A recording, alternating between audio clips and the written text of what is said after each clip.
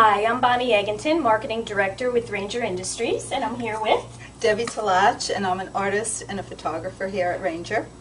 We're here today to show you a really cool project that you can do using melt art, melting pot, ultra thick embossing powder, dyes from your die cut machines to create this really fun and clever pin. So stay tuned and find out how to do it.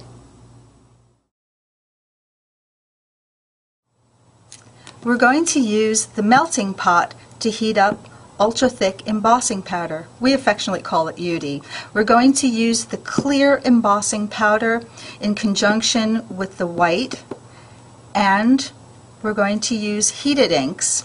This time we're going to use sapphire to create the bunny pin, which is a pastel color. So the first thing we do is take the little slider and turn it all the way up to UD setting and unscrew the cap and pour in about half a cup or so of the clear UT. So you always want to start with clear UD when you're working with the melting pot and then add colorants as you go? Yes, definitely. This will give you a clear base so that if you wanted to create a lollipop kind of clear color, you could just add your heated inks at this point. Okay. So it would look like candy? Uh-huh. Okay. Yes. Or this time what we're going to do is use the white as well, but you don't have to use much. All you have to do is put a little bit of a sprinkle in there. Maybe a teaspoon or a tablespoon or so? Yeah, about that amount. And then we're going to add our sapphire heated inks. And really, it goes a long way, so all you need is about a little pea-sized drop. Okay. And what we're going to do is put the cover on this, do not stir, and set it aside and come back to it later. When it melts? Yes. Okay, great.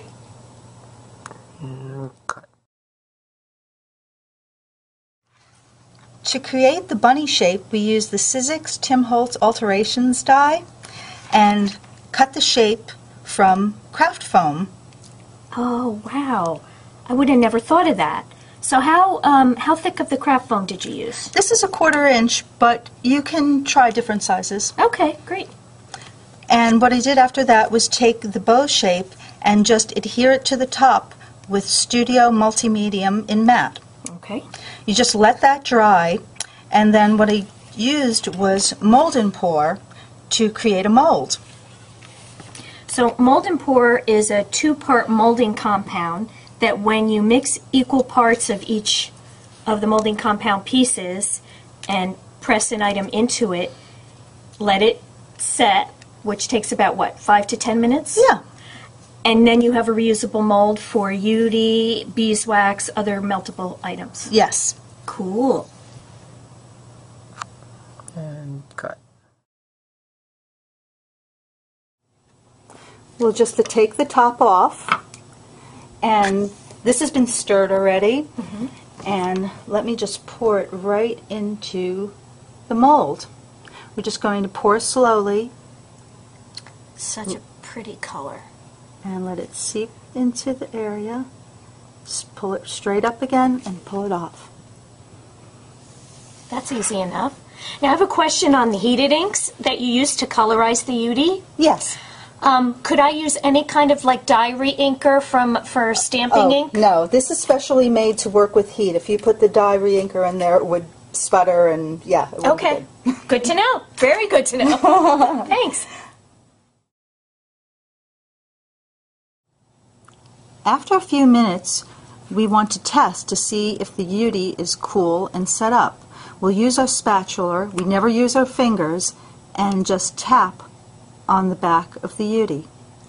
If you feel that it's set up, all you do is take it and pop it right out.